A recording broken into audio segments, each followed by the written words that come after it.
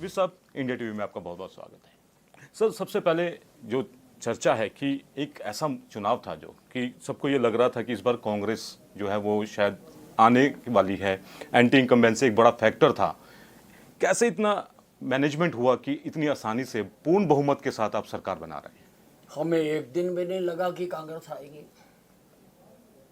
हम लोगों की नब्ज जानते हैं, लोगों के बीच में रहते हैं, और मैंने हर मकाम पर, आप मेरे बयान निकाल कर देख लो, जब चुनाव प्रचार शुरू हुआ था तब, जब कैंपेन शुरू हो गया, एजेंसियों की रिपोर्टें आने लग गई, काफ़ी डिमोरलाइज हो गए कार्यकर्ता भी, लीडर्स भी। तब जिस दिन एग्जिट पोल आया, कांग्रेस की 70 दिखा रहे थे, हमारी 18-20 दिखा रहे थे। उस दिन भी मैंने ऑन द स्पॉट कहा कि ये जो कुछ बताएं, पर सरकार भारतीय जनता पार्टी बनाएगी तीसरी बार हरियाणा में, और वो भी बिना किसके समर्थन के। जिस दिन पोलिंग हुई है, रुझान आए हैं, और कांग्रेस का दफ्तर सज गया था, घोड़े आगे थे, बगियां आ गई थी, लड्डू बट रहे थे, जलेबियां किसी कारण नहीं आ सकी। उस दिन राहुल गांधी देर से उठा, उसकी फैक्ट्री चालू नहीं हुई थी, जलेबियों की खेप नहीं आई, लेकिन सब श्रेय लेने के लिए सबसे आगे थे।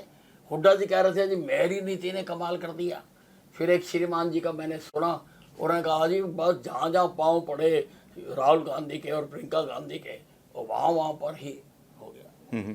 तो वो कह रहे थे, लेकिन हमें पता था, क्योंकि हम भी राजनीतिक पंडित हैं, सारी जिंदगी राजनीति में लगाई है, लोगों के बीच में बैठ के राजनीति करता हूँ, लोगों की नब्ज जानता हूँ, इसलिए मेरा ये मन एक दिन भी नहीं डोला। नतीजे कुछ आ रहे हो, किसी तरफ जा रहे हो, हमने कहा हम जीतेंगे, और जो मैंने कहा था नतीजे वही निकले। लेकिन क्योंकि जिस तरह से एग्जिट पोल के नतीजे आए, चाहे आप कह रहे हैं कि आपको पहले से इसका आभास था, लेकिन काफ़ी माइक्रो मैनेजमेंट तो रही होगी, चाहे वो संघ की तरफ से या आपके अपने संगठन की तरफ से, कि एक ऐसी जीत जो कि किसी को हजम भी नहीं हो रही, खासकर विरोधी खेमे को। देखिए, हम एक संगठनात्मक पार्टी, हम चुनाव के वक्त इकट्ठा होने वाले लोग तो है नहीं। हमारे जो सैनिक हैं उनको बैरकों में जाने का टाइम नहीं दिया जाता, उनको हर वक्त किसी ना किसी काम पे लगा के रखा जाता है, सारे परफेक्ट एंड ट्रेंड है। कहते हैं बीजेपी के चुनाव भी कभी खत्म नहीं होता। हाँ, तो हमारे कार्यकर्ता तो तैयार थे, और तैयारी से और प्लानिंग से, और मैं तो वेल ऑर्गेनाइज्ड इलेक्शन जो मैंने लड़ा है, कम समय लगाकर, कम ताकत लगाकर, और टोटल ऑर्गेनाइज्ड। लेकिन बीच में जब ऐसा वक्त भी आया जब आप काफी पीछे रह गए, चित्रा सरवारकर आगे निकली, तो थोड़ा तो उस समय ऐसा है, हम उस वक्त भी खुश थे, और कई पत्रकारों ने मुझे उस वक्त गाना गाने के लिए मजबूर भी किया, मैंने गाया भी। कौन सा गाना गाया था आपने? धुआं उड़ाते चले क्या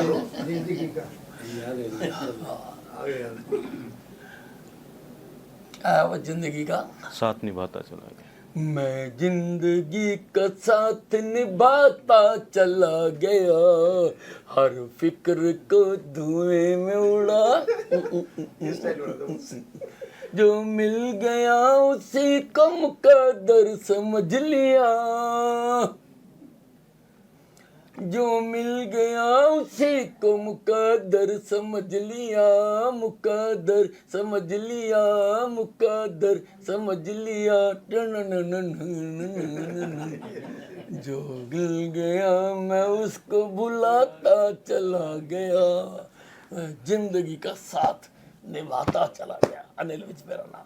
आपने जो गाना गाया उसमें एक लाइन थी कि मैं उसे भुलाता चला गया। पिछली बार आप थोड़ा नाराज हुए थे जब नायब सिंह सैनी जो थे उनको मुख्यमंत्री बनाया गया। क्या आप टोटली रॉन्ग? अनिल विज कभी नाराज होता ही नहीं है। फिर आप उस समय कैबिनेट का हिस्सा नहीं रहे? People don't try to understand. They should try to dig the matter. What has happened where? And that is why ठीक बात लोगों तक पहुंचती नहीं है, और वो अनर्थ का अनर्थ कर देते हैं। अब मसला ये था, मैं जब मनोहर लाल जी मुख्यमंत्री थे, मैं उनसे भी बार बार कहता था कि भाई मुझे आप मंत्री पद से रिलीव कर दो, मैं एज विधायक अपने हल्के में ज़्यादा समय लगाना चाहता हूँ। मैंने यहाँ पर आप जाके देखो ना, कितने कितने बड़े प्रोजेक्ट मंजूर कराए हैं, मैं उन पर टाइम लगाना चाहता हूँ। तो वो नहीं मानते थे, हंस के टाल देते थे। जब नई कैबिनेट बनने लगी तो मैंने कहा मौका आ गया भाई, मैं नई कैबिनेट में शामिल लूँगा। What is wrong? I came out, I did not protest anywhere. इसमें क्या गलत है? मेरा दायित्व है, मेरी जिम्मेवारी है, और मैं उन कामों में लगा हुआ हूँ, उनके अच्छे नतीजे निकले हैं। और अभी की अगर हम बात करें यहाँ पे, क्योंकि अभी आपका चुनावों के दौरान भी एक बयान आया था कि आपने भी कहा कि मैं भी मुख्यमंत्री बनना चाहता हूँ, जो देखिए ऐसा मेरे बयान को तोड़ मरोड़ कर प्रस्तुत मत किया कीजिए। जी, जो मैं शब्द कहता हूँ उसको आप 1000 बार कहिए, दैट इज राइट। मैंने कहीं नहीं कहा कि मैं बनना चाहता हूँ, मैंने कहीं नहीं कहा कि मैं दावा करता हूँ। हमारी पार्टी में तो संस्कृति नहीं है। हमारी पार्टी में तो मुझे पता है, जो दावा करता है उसको निकाल के सबसे पहले बाहर फेंकते हैं। मैं जानता हूँ अपनी पार्टी को, सारी जिंदगी इसी पार्टी में जी हूँ, मैं कभी दावा नहीं करा। मैंने एक स्पष्टीकरण दिया, जिस वक्त मनोहर लाल जी को मुख्यमंत्री बनाया गया, मैं उस वक्त में सीनियर मोस्ट था, और उससे पहले 2009 से 2005 की प्लान में मैं भारतीय जनता पार्टी विधायक दल का नेता था। कांग्रेस के सारे भ्रष्टाचार के केस मैंने ही लड़े हैं, मैंने ही उठाए हैं, राष्ट्रीय स्तर तक हो गए मुद्दे सारे। मैंने तब भी क्लेम नहीं किया। जब अब अदला बदली हुई, मनोहर लाल जी को हटाकर नायब सिंह सैनी को बनाया गया, जो कि काफी जूनियर थे, तो कार्यकर्ताओं में एक चर्चा चल गई कि वाई नॉट अनिल विज, अनिल विज क्यों नहीं, ये चर्चा चली सारों। और वहां पर हमारे अधिकारियों ने जवाब दिया कि नहीं नहीं, अनिल विज भी, हमें कोई इतराज नहीं है, पर अनिल विज तो बनना नहीं चाहता। तो कार्यकर्ता आके मेरे से लड़े कि भाई आप क्यों इनकार करते हो। मैंने कभी किया नहीं था। मैंने कहा यार मुझे मौका देते मैं बन जाता। तो मैंने वो स्पष्ट करने की कोशिश की, मेरी मांग नहीं, मेरा दावा नहीं, मेरा क्लेम नहीं, लेकिन अगर पार्टी मुझको बतौर दायित्व ये देती है तो मैं इसको निभाऊंगा। मैं हरियाणा की तकदीर भी बदल दूंगा, हरियाणा की तस्वीर भी बदल दूंगा। लेकिन इस बार तो चुनाव जो था वो नायब सिंह सैनी के नेतृत्व में लड़ा गया, क्योंकि अनिल विज जब आए तो उन्होंने जो अमित शाह जब आए, उसमें हमें कोई वो नहीं है। वो जो अब हाईकमांड की योजना है वो हाईकमांड अपनी योजना से करे। मैंने तो एक जो मिसकंसेप्शन थी, उसको दूर जो करने लोगों में रॉन्ग इन्फॉर्मेशन थी, I have try to correct that. अब अनिल विज जो है, अगर उनको नया दायित्व सौंपा जाएगा तो उसके लिए बिल्कुल तैयार हैं।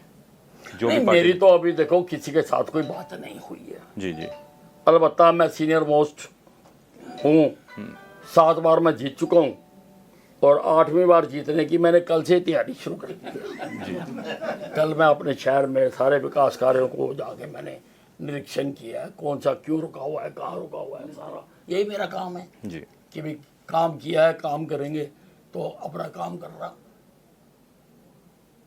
शुरू कर दिया।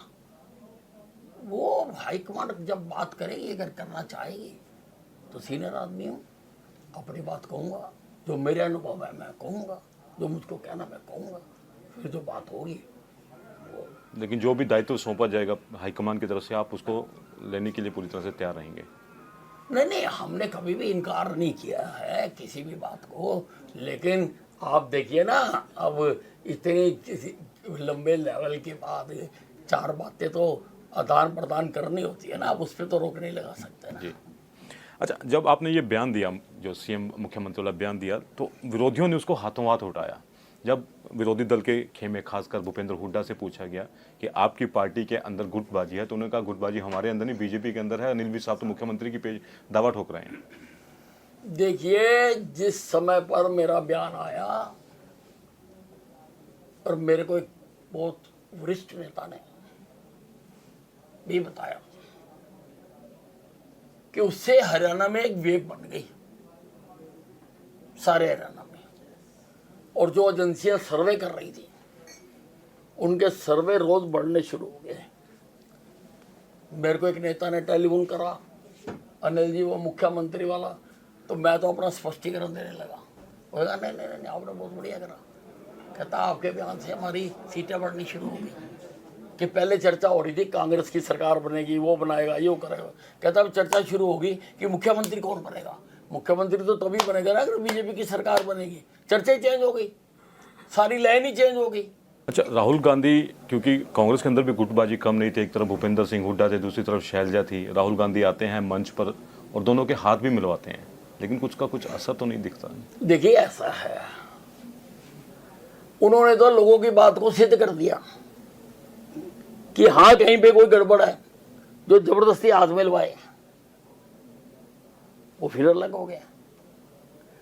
कांग्रेस नाम की कोई पार्टी हरियाणा में एग्जिस्ट नहीं करती, ये मेरे पुराने बयान है, अब निकाल के दिखाना। ये तो भिन्न भिन्न धड़ों का एक समूह है जो चुनाव को देख के एक दूसरे के नजदीक आ गया। इस पार्टी में 16 साल से चुनाव नहीं हुए, इस पार्टी का एक भी चुनाव हुआ प्रतिनिधि नहीं है इस पार्टी का। इसको पार्टी कैसे कह सकते हैं? चुनाव आयोग को तो इसकी वैसे ही हरियाणा में रद्द करनी चाहिए। प्रजातंत्र में बिना प्रजातांत्रिक सिस्टम से कैसे कोई पार्टी चल सकती है? और जिस पार्टी के अंदर प्रजातंत्र नहीं है वो देश के प्रजातंत्र की भी रक्षा नहीं कर सकती। लेकिन आपने बात की कि उसके अंदर प्रजातंत्र नहीं है, लेकिन वो कह रहे हैं कि लोकतांत्रिक तरीके से चुनाव नहीं हुए। वो अपनी शिकायत लेकर इलेक्शन कमीशन के पास पहुंच गए और बोला कि 20 सीटों के ऊपर कोई गड़बड़ी हुई है, इसकी दोबारा जांच होनी चाहिए। कांग्रेस का जो ट्रेनिंग स्कूल है जिसके राहुल गांधी जी हेडमास्टर हैं, वहां पर यह सिखाया जाता है कि जितनी भी देश की संवैधानिक संस्थाएं हैं उनका निरादर करो, उनको डिमोरलाइज करो, क्योंकि हमारा जो लोकतंत्र है इन संवैधानिक संस्थाओं के ऊपर ही खड़ा है। वो उन पर प्रहार करते हैं, अलग अलग तरीके से करते हैं। कई तरह के औजार इन्होंने ईजाद कर रखे हैं। जैसे जब चुनाव हारते हैं तो फिर रोना शुरू करते हैं, अरे भाई JNK में हुए, आप कह रहे हो ठीक है, हरियाणा में हार के कह रहे ईवीएम खराब है, सुबह कहने लगे जी इलेक्शन कमीशन खराब है।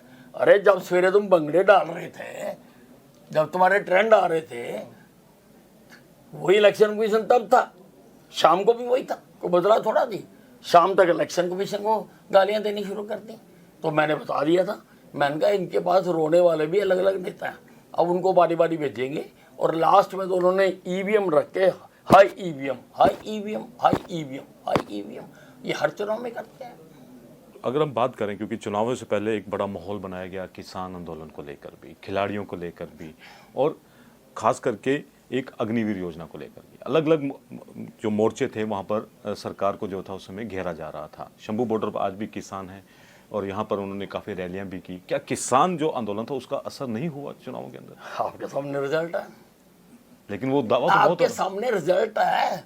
जो 100% किसानों के बूथ हैं वहां से भी बीजेपी जीती है। आपको बूथ के निकाल के दिखा देंगे सारे। अरे प्रजातंत्र में लोगों की मांगे हुआ करती हैं, होती हैं, किसानों की भी मांगे होंगी, मांगों को उठाया भी जाता है, लेकिन कोई सारे ही उससे सहमत हैं, ये ठीक नहीं है। और एक बात मैं आपके चैनल पर स्पष्ट करना चाहता हूं कि किसान हमारी धरती पे नहीं बैठे हुए, किसान बैठे हुए हैं पंजाब की धरती पर। वहां पे सरकार है हुड्डा की और केजरीवाल की, तो मनाए ना उनको जाके, क्यों बैठे हैं? अगर किसान हमदर्द हैं, बताइए, एक भी दिन गया भूपेंद्र सिंह हुड्डा उनके पास? गया मुख्यमंत्री पंजाब का, गया केजरीवाल पंजाब का? क्योंकि वो तो बैठा के रखना चाहते हैं वहां पे। आपका बयान भी आया था कि बैठे रहो, बैठे रहो शेरों, बैठे रहो, हम इधर उसका तुम्हारा फायदा उठा रहे हैं। ये दूसरों के कंधों पर बंदूक रख के चलाना अच्छी बात नहीं है। अब बंदूक चलानी है ना, अपने कंधे पे रख के चलाओ, तब पता लगेगा। पहलवान के ऊपर भी राजनीति हुई, अग्निवीर पर भी अरे राजनीति। पहलवान कौन से, कोई पहलवान ठीक है, पहलवानों की कोई मांग हो सकती है, वो उनके अपने हल्के तक किसी की कोई बात हो सकती है, उनका सारे रहने में कौन सा कोई फर्क पड़ रहा? भाई आप मुझे बताओ, मैं भी खेल मंत्री रहा हूँ, खिलाड़ियों को सबसे ज्यादा सुविधा मैंने दी है, सबसे बड़ा प्राइज 6 करोड़ रुपए का जो ओलंपिक जीतेगा मैंने दिया, DSP बनाएंगे मैंने दिया, सर इस बार जो चुनाव हुए उसमें एक और चीज़ बड़ी देखने को मिली कि आया राम और गया राम, खास तौर पर अशोक तंवर 1 बजे तक बीजेपी की रैली को संबोधित करते हैं और 2 बजे अचानक से राहुल गांधी के मंच पर दिखाई देते हैं। देखिए, ये बड़ा गंभीर प्रश्न है और मैं निष्पक्ष कहूंगा। अशोक तंवर तो प्रवासी पक्षी है, एक डाल से दूसरी डाल से तीसरी डाल, फुदकना उसकी आदत है। अब ये गलती तो लेने वालों की और देने वालों की है। मैं किसी का नाम नहीं ले रहा, पर समझ जाओ। अगर आप नाम बता दें तो शायद। नहीं, आप इतने सीनियर पत्रकार हैं, उसका भी तो विश्लेषण होना चाहिए। क्यों लेते हो ऐसे लोगों को? मैंने तो बता दिया कि लेने का क्राइटेरिया क्या होना चाहिए। अगर उस पर कोई फिट बैठता तो लो, नहीं तो क्यों तमाशा उड़ाते हो? उसका तो क्या हो, तो गया ही गया, लेकिन हमारा नुकसान नहीं हुआ। पार्टी की किरकिरी होती है तो उसके उस पर चर्चा नहीं होनी चाहिए, होनी चाहिए।